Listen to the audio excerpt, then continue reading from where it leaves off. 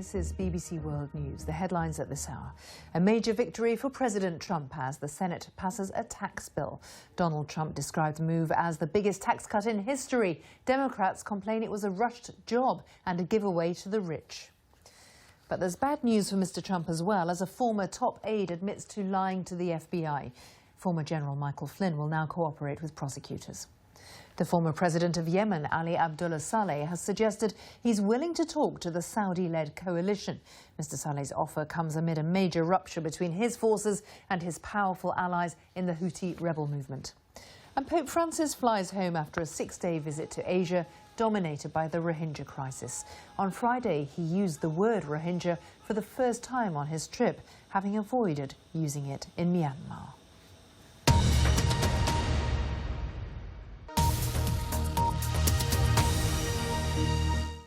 Selective mutism deprives some children of the ability to speak at will. For the first time, cameras have been allowed access to one of the only intensive therapy summer camps for young people with the condition. Now on BBC World News, over the course of a week in New York City, we hear from parents and children for Our World.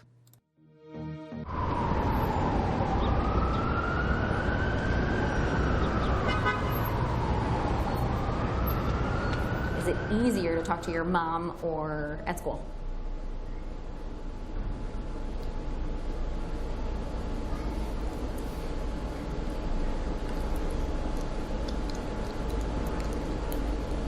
Or it's the same? You see this fear overcome her. She's not talking to anybody in school. It's affected her whole life. It's been very difficult.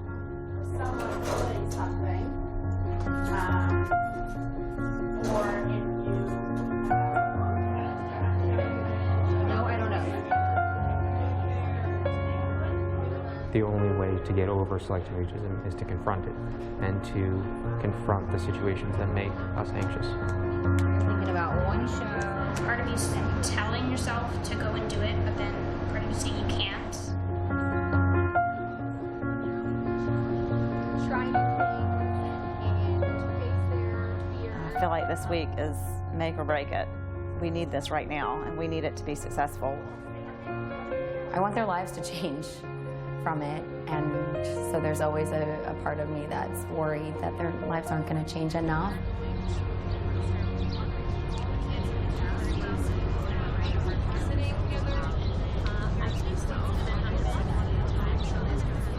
It's used to kind of the flat line.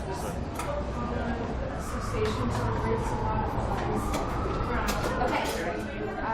Tech station. Maybe. Yeah. Welcome to We Speak.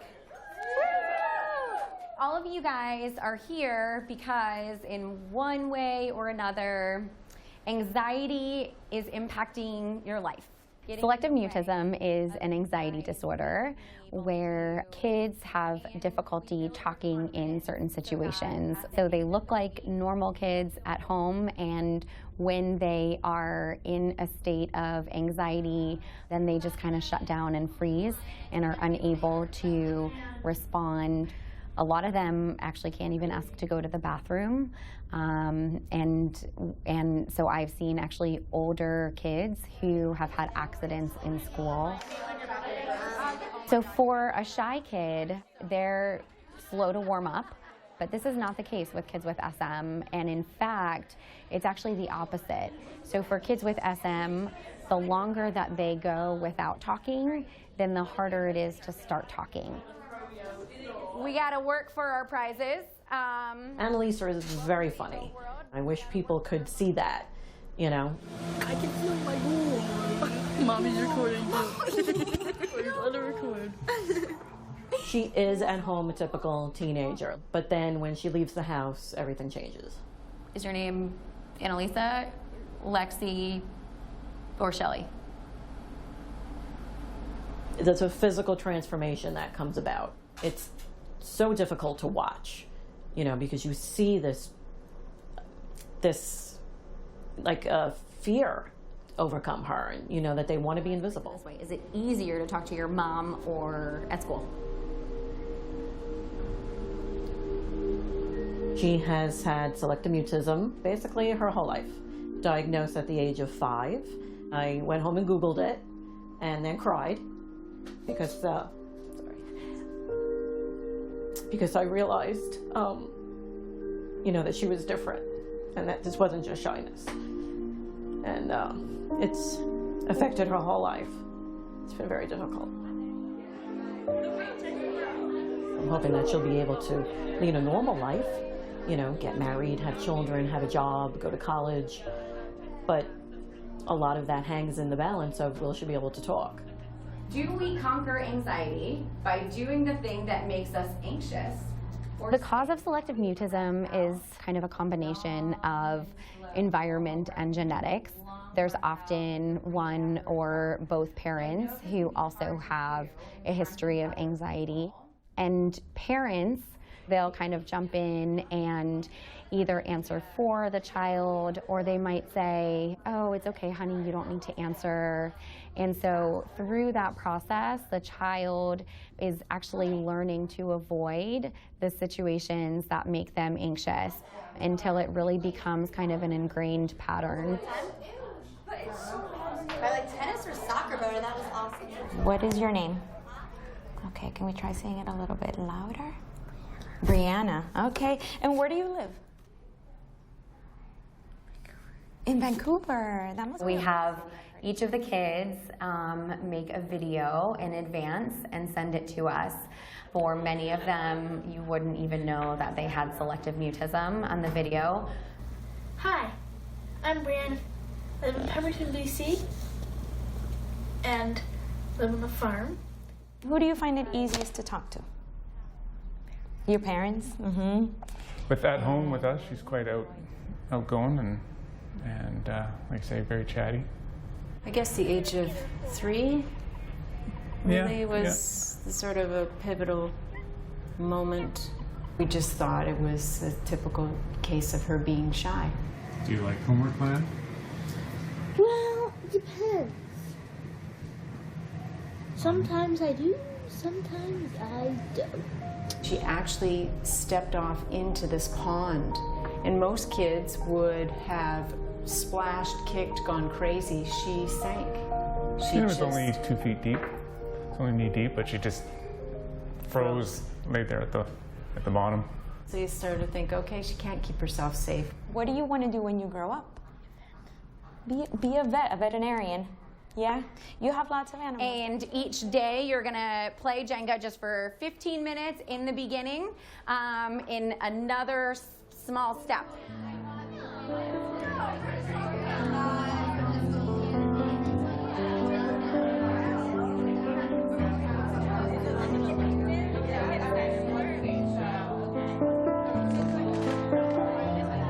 So on video games, you guys can tell your parents, excuse me, I'm just trying to learn problem-solving skills here. James talks to me and his dad and his brother and my parents, and that's really it. No one at school? Nobody at school. Me too, I'm getting my tea. Let's jump out! It's very hard. You have points where you feel angry because you don't know how to help them, and when there is no help out there and no one knows what to do, and the teachers think he's just defiant and just doesn't want to speak, and you know it's not true. That's right, Scarlett. I feel like this week is make or break it. I mean, I don't want to say our last chance because I would hate to say that, but I really do think we need this right now, and we need it to be successful. And Chelsea is going to ask you the question as yes or no. Make sense to you? Hand down? Yes. Beautiful. Okay. Every kid's presentation is completely different. We also have kids in there who are very comfortable talking to adults, and then with peers, you see a different child. 30 seconds. Go, go, go, go. No, not yet. No toppings yet, just flavors. Is it harder to talk to family or at school? At school. At school.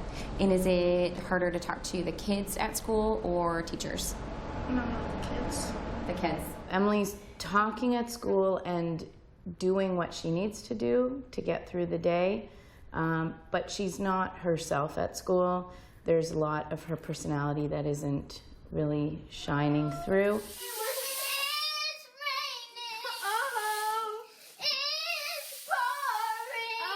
She's only doing the bare minimum, so she answers questions if people ask her. She doesn't initiate conversations. It's like a lump in your throat, and it's part of you's telling yourself to go and do it, but then part of you saying you can't. So it's hard too, and sometimes I actually can't do it.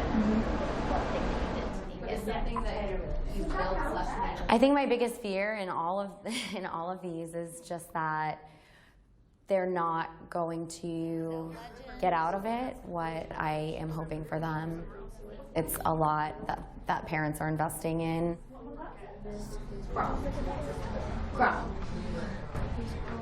I want their lives to change.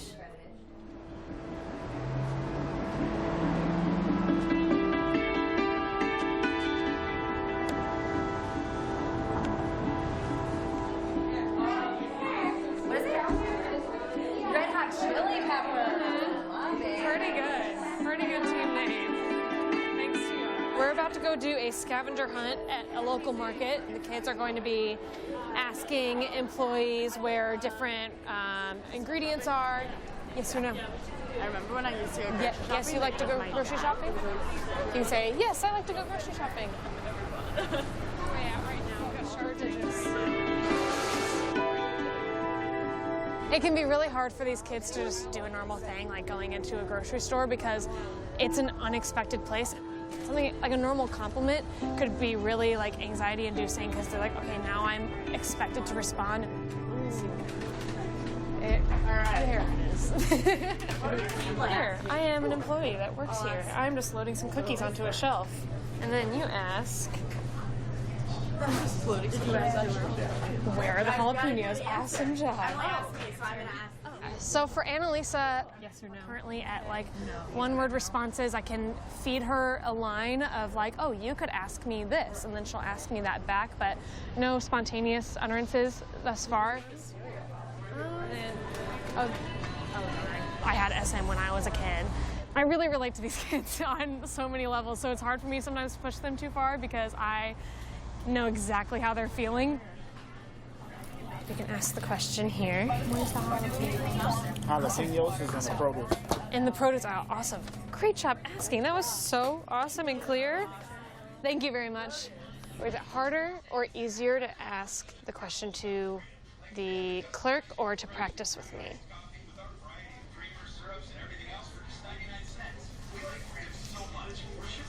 Did it feel a little scary or really scary? You don't know. Was it? Can't answer if it's easy or hard.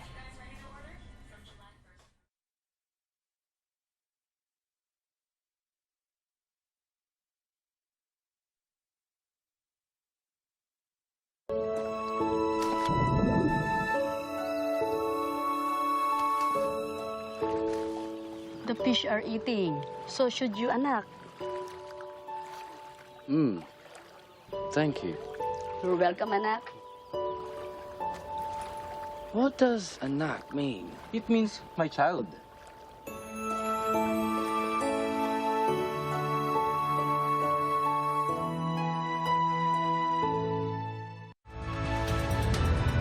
want people to say, yeah, Usain Bolt was one of the greatest sports stars. I think Hong Kong is an inseparable part of the People's Republic of China. Resilience is not something we have a set amount of. It's a muscle. We build it. We build it in ourselves, in each other, in our children. We believe that American presence in the region is positive for the region, and the security presence is positive for the region. When big names talk, they talk to the BBC.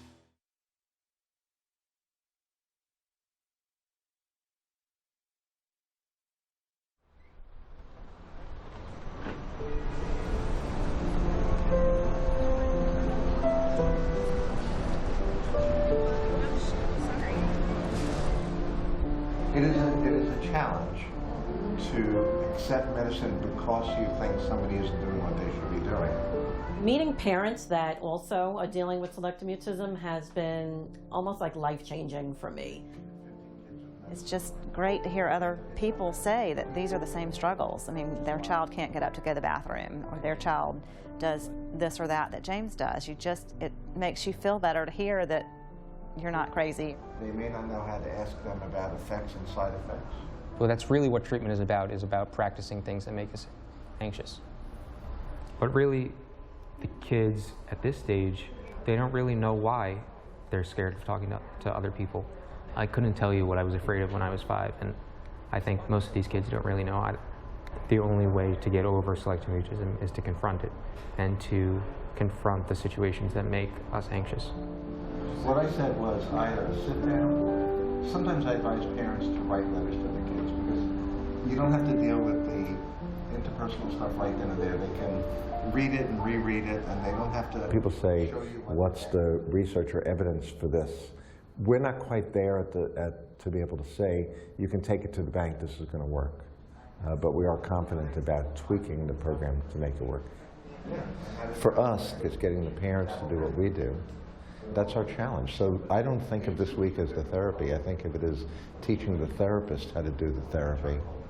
And it's very daunting because there's this turning point where they realize, oh, so I'm literally going to have to do this every day or every week? And the answer is yeah, relentlessly.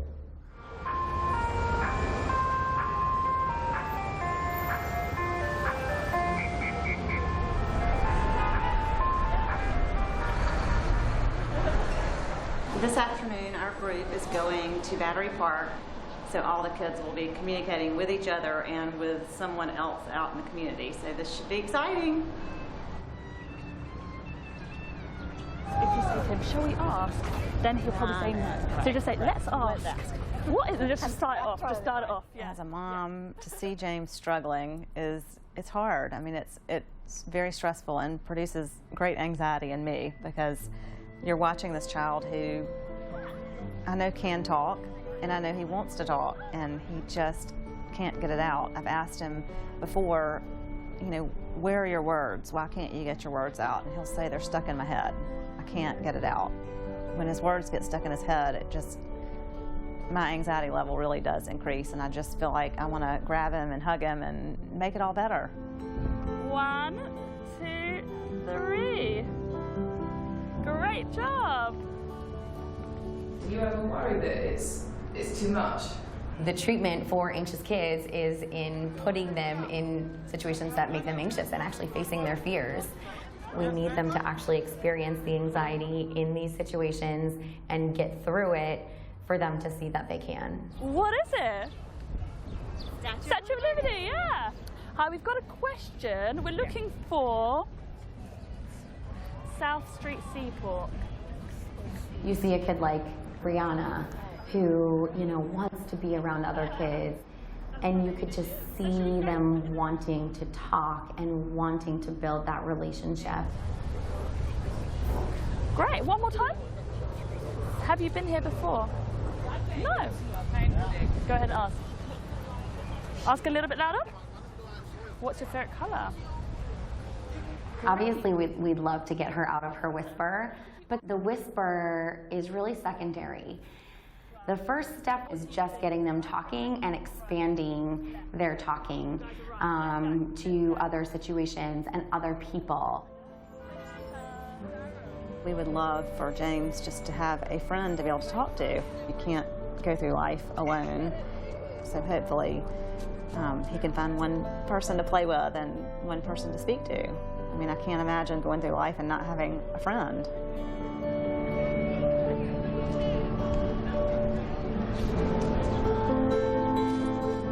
I try to do, I make a statement, you guys say or ask something back to me, and then back to you. A lot of these kids just really can't have a simple conversation with another peer, and so the last couple of days is going to be a lot of work around that. If we're hanging out and I say, ugh, I can't wait for my vacation in a couple of weeks, talk about what you guys would say or ask back to me. I want to learn how to go up to people, because sometimes I want more friends than I have.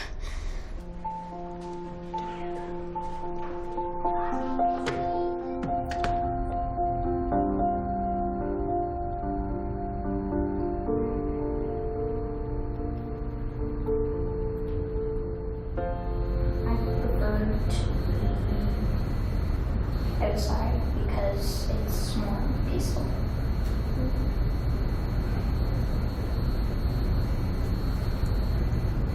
Why do you prefer music? I like to watch TV and stay inside. When was the last time you had a conversation like that with two people that you don't really know? It's been a while. How long's a while? A couple of years. Do you want to stay in touch with Emily after we speak? Yeah. What did you do that was really cool?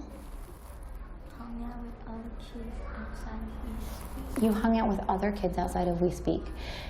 And this was for the partner project. Annalisa blows me away. You know how anxious she is. You know what it's like for her. And she was just up there in front of an entire class.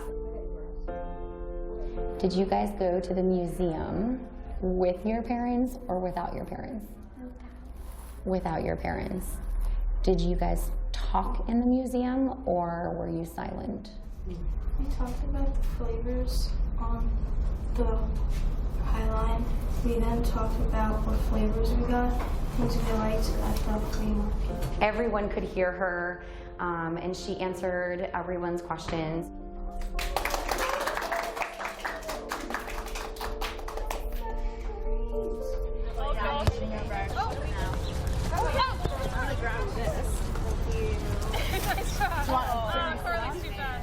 You become very attached to them.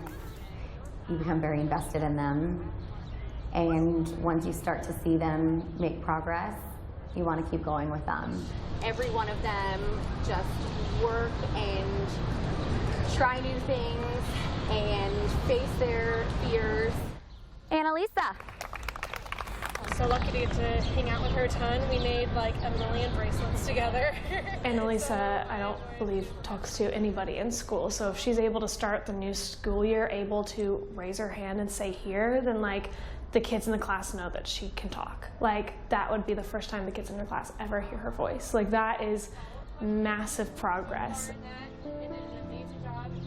I have to say, when I saw her little presentation, that almost brought tears to my eyes, so that was very happy.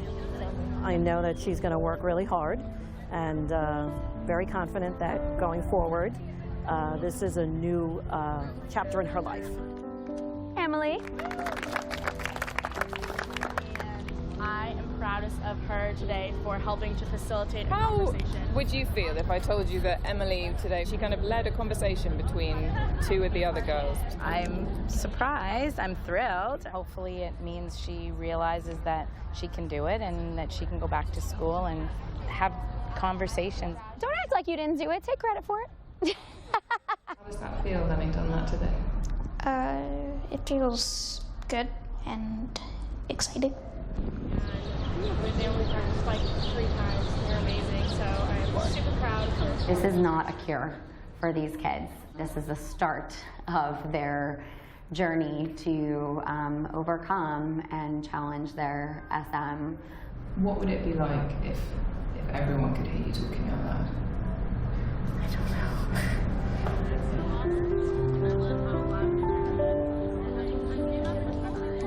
I think she'll probably start by texting, which is great. She's never done that either. Seems minor, but it's a big deal.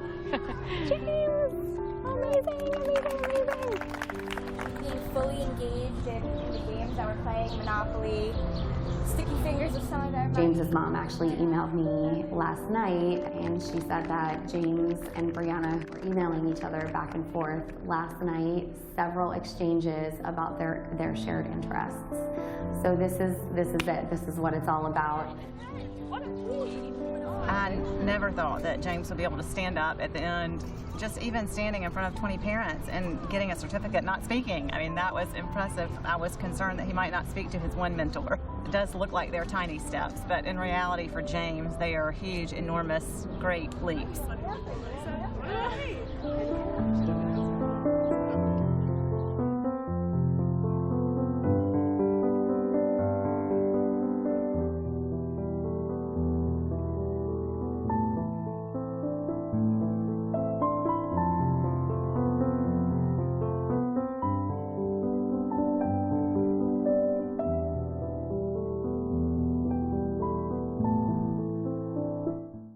And Our World will be back next week here on BBC World News.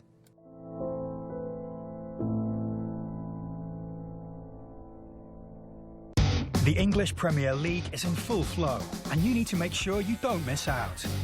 You can keep up to date on TV, online, and with the BBC Sport app, with features including the latest gossip, score predictor, personalised push alerts, and guides to all the upcoming action. Wherever you are in the world and whatever you're doing, football is for all of us. On BBC World News, the BBC Sport website, and the BBC Sport app.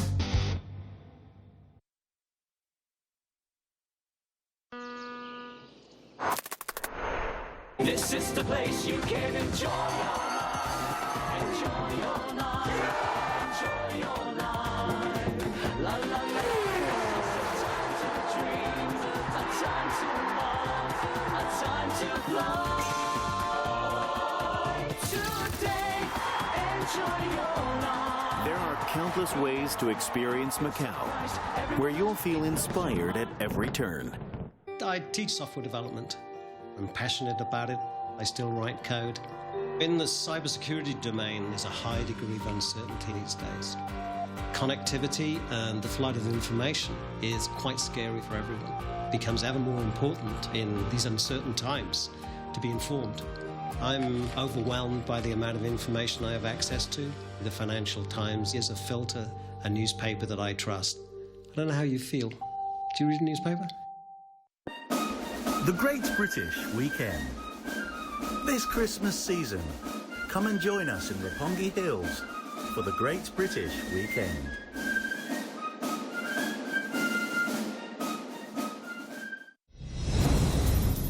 As you can see, there's still sniper fire going on here. Welcome to Raqqa. It's been described as the worst humanitarian crisis in the world here, but it's very underreported because there are severe restrictions on journalists getting in.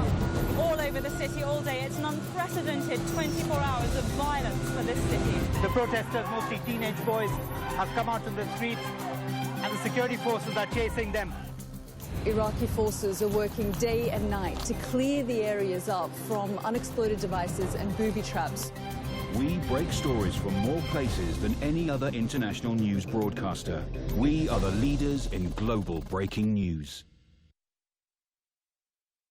This team of women in London has been given just a week to find innovative ways to prevent sexual harassment on public transport as part of the BBC's 100 Women Challenge. Can they do it? Find out here on BBC World News.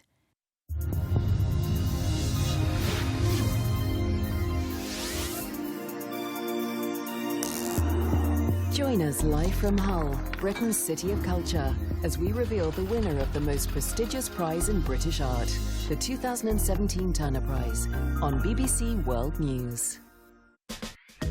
Some say it's going to be the most expensive lunch in history. The British Prime Minister Theresa May here on Monday, sitting down with Jean-Claude Juncker to try to agree the outlines of Britain's deal to exit the EU.